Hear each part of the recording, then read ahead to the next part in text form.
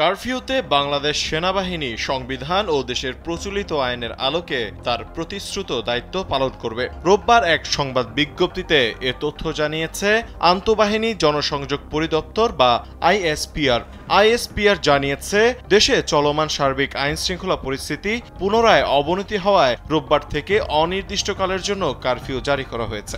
জনগণের জানমাল ও রাষ্ট্রের গুরুত্বপূর্ণ স্থাপনার নিরাপত্তা নিশ্চিতকল্পে এই সিদ্ধান্ত গ্রহণ করা হয়েছে। বিজ্ঞপ্তিতে এ ব্যাপারে জনসাধারণকে কারফিউ মেনে চলার পাশাপাশি সার্বিক সহযোগিতা করার জন্য বিশেষভাবে অনুরোধ করা হয়।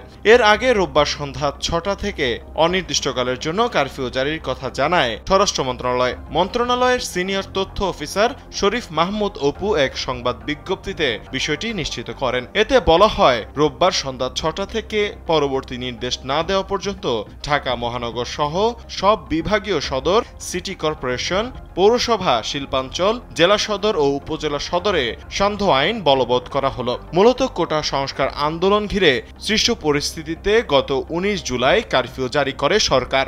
এরপর ধাপে ধাপে বিভিন্ন জেলায় কারফিউ শিথিল করা হয়।